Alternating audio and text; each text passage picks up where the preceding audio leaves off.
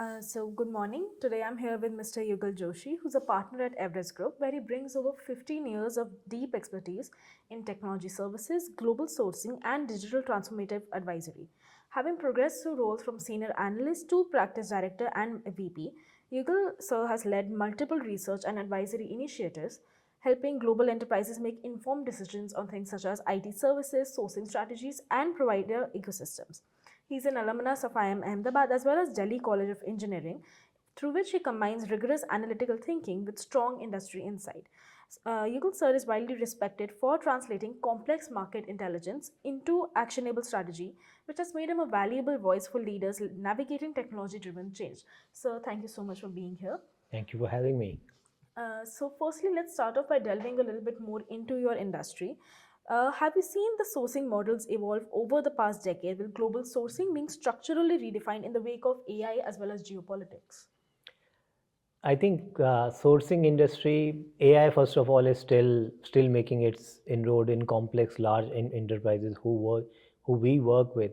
But in general, sourcing models over a period of time have changed from provide me bodies to provide me outcomes, and depending on the maturity of the clients, their requirement from their service partners or their technology partners have changed.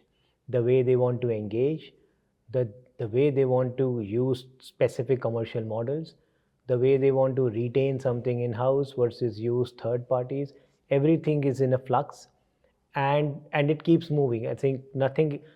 So the interesting thing is that things are rarely moving in one direction, and that tells the amount of change that is happening in the industry in general, that there are very limited secular trend now, and trends can keep changing very fast, which means sourcing strategies need to be very nimble to cater to this business environment.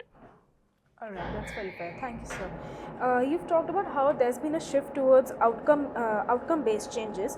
So, how do you think the Indian IT services firm will stay relevant as the clients are now pushing for outcome-based pricing?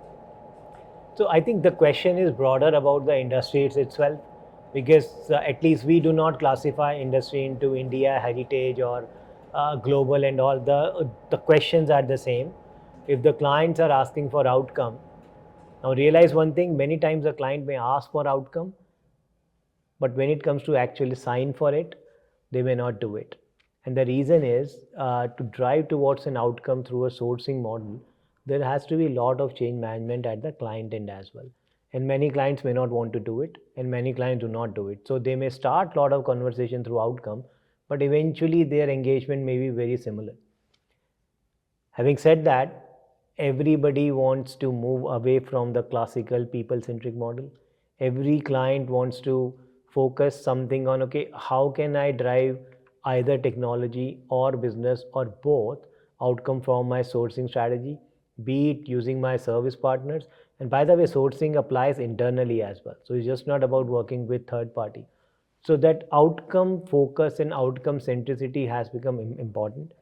One of the biggest driver of it is, if you see, despite so much of technology spent in the last 10 years or so, you will not find almost even one non-digital native company, like a classical bank, a classical energy firm, who has materially changed its financial fortune. When I say financial fortune, I mean the revenue and the profits, not really valuations. Now the clients are asking, okay, what the technology is doing for my business, that's one thing. And if technology has started to impact in my business, then my tech service partners need to do the same. So it's a complex equation, but I think the industry is going in that direction, that clients increasingly want whatever dollar or rupee I am spending, what it is bringing me from a business value perspective. All right. Sir, as you mentioned, the banks that have actually integrated tech into their services, they've not really faced that big of a change in the actual revenue and the profits that are coming into the business. So, based on your research, what tech bets would you say that the companies made during the COVID era, that is 2020 to 21, are enterprises regretting or rethinking now? I don't think enterprises regret, but of course, during the pandemic, the global force it was, hybrid work became important. and for that they had to do lot of technology investment. But those investment were almost like business continuity rather than growth. So then, uh, and that time has now changed. And now they are realizing that they probably have lot more than they needed. So that is definitely one thing. But I would not put blame on enterprises because that time they needed it. It was a question of resiliency of their business in itself. So yes, even some of the clients say that we may have hired lot many people than we needed because pandemic specifically for some industry created a massive demand boom, specifically for technology firm. There's a lot of demand boom, but then as the market are changing, that boom has started to take a different shape. AI is coming and then variety of things that are happening. So that rethink of technology continues to happen. All right. So, sir, as you mentioned, during the pandemic, there was a need for a few industries that increased a lot. They needed a lot of people. They needed to increase their hiring. But now, again, the markets are changing, and because they're ever changing, ever shifting, how would you suggest the CXOs evaluate the emerging technologies without being driven by the hype cycle surrounding them? Yeah, no, that's a brilliant question because I think one challenge with hype cycle is not with any technology hype is not about that the technology hype. The problem is within those hype, you get some real step up.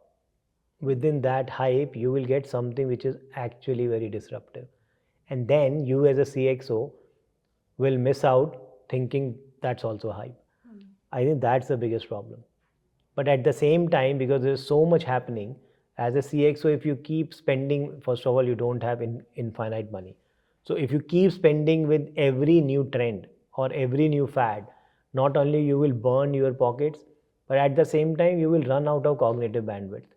For example, if you see now in November 22, ChatGPT came, that was probably the only tool at that time of that type. But now there are many of them.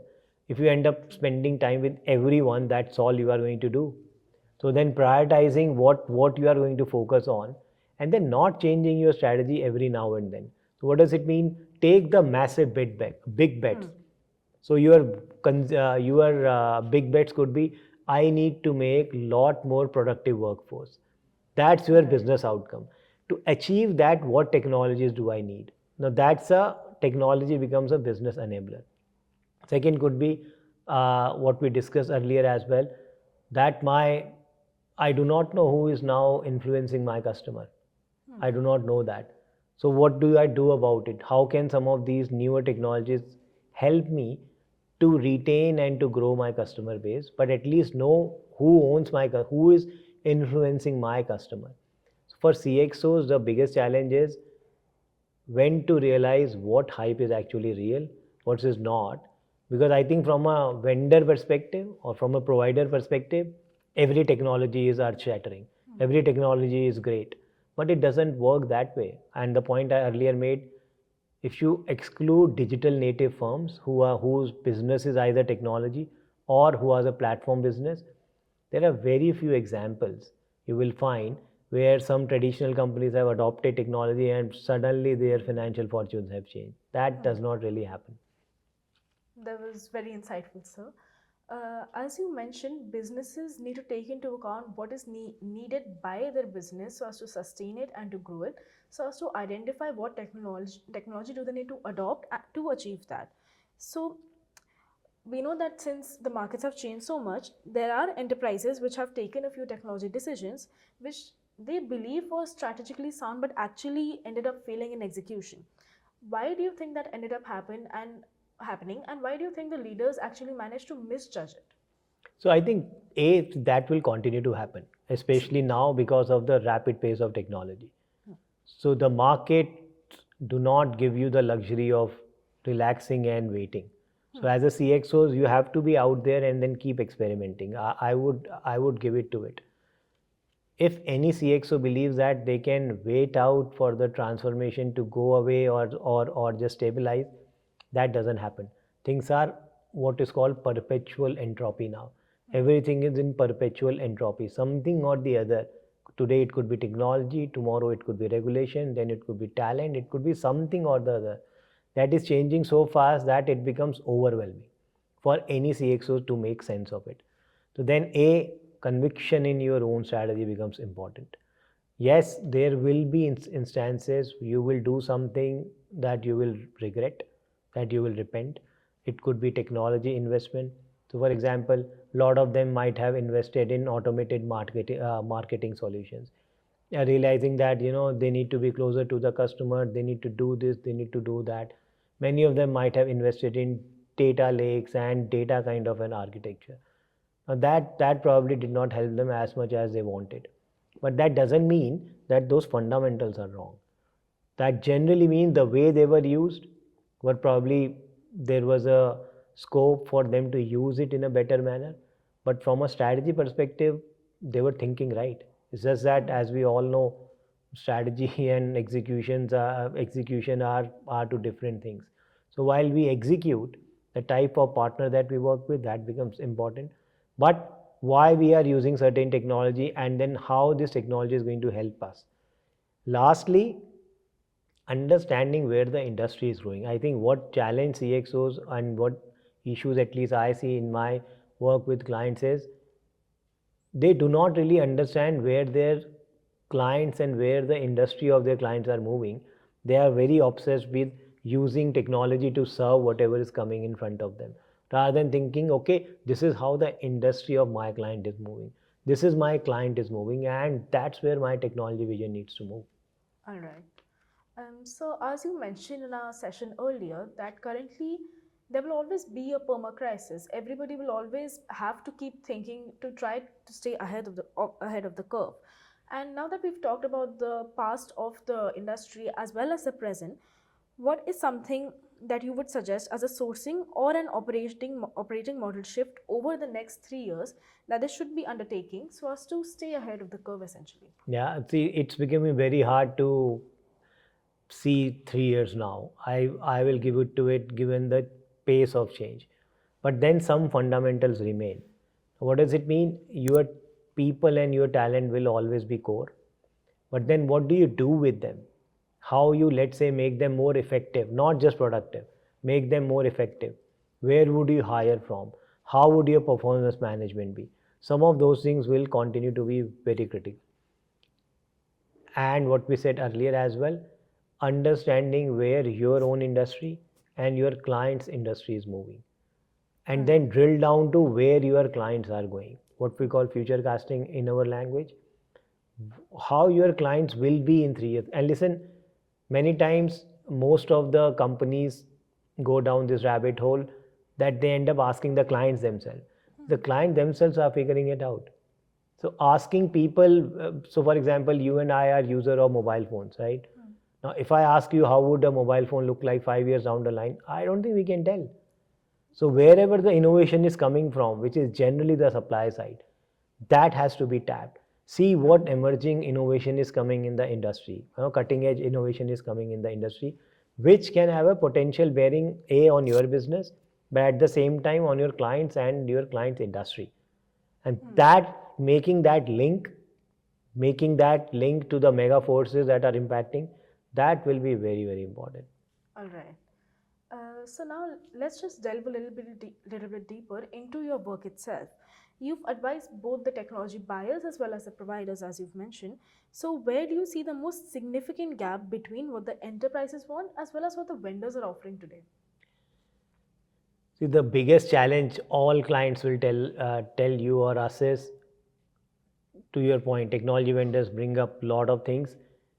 But our challenge is, if it has not worked in the past, why would it work now? I mean, where is the trust? So much technology has been sold, and every time the same vendor after 3 years will start criticizing their own technology.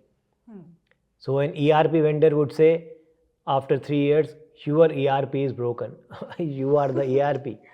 So why is it broken? Why did you make in a way that it was broken? And something very similar. So one is the point we said earlier, the business impact of technology continues to be hazy, especially in non-digital firms. So making that connect is very important. Second is, I think cloud computing changed it that the technology vendors bought into what the clients need rather than selling technology and then going away. So that thing was a good one. But at the end of the day, clients are saying, what value am I deriving out of this? Though the clients are smart and they know that, frankly, some of the technology is cost of doing business. Second, there is an opportunity cost of not doing it. So what we spoke earlier, many times it could be a treadmill. I have to do it just to be in the same place. Where the delta is, what technology can catapult me further. That piece of puzzle is generally missing. I think AI is probably will try to solve some of it, but that kind of a value mapping, okay, just move beyond making me run faster on the same place to catapult and do well in my industry. All right. So as you've mentioned that the business implications of the technology adoption have been pretty hazy, would you think this is one unpopular truth about the digital transformation that most boards will not like hearing? Or do you think that they understand the fact that this change is needed just to stay up to date and just to stay within the rat race itself? So I think it's a mix of both. And by the way, board is constituted generally with smart people. So they understand some of the technologies you have to do. There is no way out. But then I will give it to it that the business impact has been unclear, and that troubles the board. If you are making a business case, let's say for a spend of 50-60 million dollars, $100 million, it's very easy to create a template and a spreadsheet of business case. The challenge is when you want to do an ROI. Now the ROI means there's a revenue impact of technology as well. That becomes a bit hazy. Because, for example, if you have the best in class CRM, let's say, or a sales automation platform, why would your clients buy more? They won't. I mean, just because you have a better technology? No. So then technology can only go that far. As we say, right, technology is an enabler of business. That continues to be important. But now with agents coming into picture, that equation is going to break. And agents hopefully are going to make technology a lot more valuable than they were earlier, because now, to our example of sales automation, so it's just not about deploying the best sales automation platform. Now an agent is operating on it as well and working on your behalf. That creates a lot more value than you have the best platform and then rely on your sales team to enter all the opportunities in your CRM, and they do not enter what to do with it. Now the agents can do it. So I am at least very hopeful that agents are going to improve the return on investment from technology. All right. That's very insightful, sir. Thank you so much. Now, let's talk a little bit about the consulting side of your work. From your advisory work, what do you think is the reason why CXOs end up trusting external insights over the internal insights? See, one of the things is, of course, because we end up bringing experience from variety of clients, not just them. Second, we are not emotionally attached to some of the internal things that are going in there. We are there to help them out and tell them, okay, to do better, you need to do this, rather than getting pulled down by, okay, this works in our organization, this doesn't work in our organization. Variety of those things that the internal teams get into. And frankly, lastly, this is the truth that the boards end up valuing third-party advice more than their internal. And the reason is internal could be colored by the internal dynamics of the firm. The external party has your interest in mind. And lastly, as I said, we bring perspective from various sources. And we see what is working somewhere, what is not working somewhere. And then we can jumpstart their transformation journey. That normally I have seen why most of the CXOs rely on people like us. All right. Okay, that makes a lot of sense, sir. Thank you. For a lot of MBA students who rank consultant or research roles, what skills would you say end up actually differentiating a great analyst from a future partner? Because I know a lot of people within our batch itself and within MBA colleges itself are very interested in consulting as a field. Yeah. See, one is, and we discussed this earlier, that thought partnership is generally not well understood by MBA students. That becomes very critical, and realize specifically now when there is so much information out there, clients are not looking for more information. Clients are looking for cutting the clutter and then telling them, okay, what makes sense, what doesn't make sense. But you cannot tell them unless you know it yourself. So that becomes very important. So that thought partnership is there. Increasingly, of course, and this goes beyond saying how to effectively use AI. As I think many people say these days, right? You won't probably be beaten by a consultant by AI as a consultant, but you may get beaten by a consultant who is using AI. So that effective usage of technology in general, today it is AI, tomorrow it could be something else, that becomes critical. And then having a nimbleness, how do you build some core capabilities that are transferable to different type of work that you are doing. Today you may be consulting somewhere, tomorrow somewhere else. So those nimbleness continue to be important, but I would say thought partnership, effective leverage of technology. I think most consultants think very wrongly that technology is very geeky thing, and sometimes they take even pride. We do not understand technology. It's not something to be proud about. In fact, they should be ashamed if they do not know how to use some of these emerging technologies, because they are going to become absolutely and extremely critical in the way they work. So working with technology and solving the real problems of the clients. All right. So, as you've mentioned in our conversation right now, as well as in the conference, the business models as well as the world will continuously keep evolving, and an organization as well as an individual has to be nimble and has to keep up to date with everything that's happening right now. So, looking ahead 5 years, what capabilities do you think will define the next generation of the tech leaders? The basics will not change, as in, being close to the customer, being close to the innovation at the edge, but then what will change is linking the business outcome with technology. That puzzle I continue to see be missing. That is just very hard to make a clear case. And I'm not saying just correlation, sometimes even causation. That okay, technology is going to cause a lot of business improvements, not just operational, which is very established, but on the growth side as well. So going forward, a lot of the consultants will need to know how to make that link. And from a technology firm perspective, the leaders of tomorrow, as we say it, right? They themselves will be huge users of technology. Specifically, the entire AI wave that we are seeing, it's not going anywhere. So it is going to be there. It is going to change. And lastly, but then see, given obsolescence in technology is very high. So you may be an established technology company today, but somebody in a garage can make something which you do not have, and then you have to acquire. Say, for example, WhatsApp and Facebook. Few people built it, and then Facebook had to acquire it, or Meta has to acquire it. Those kind of things will continue.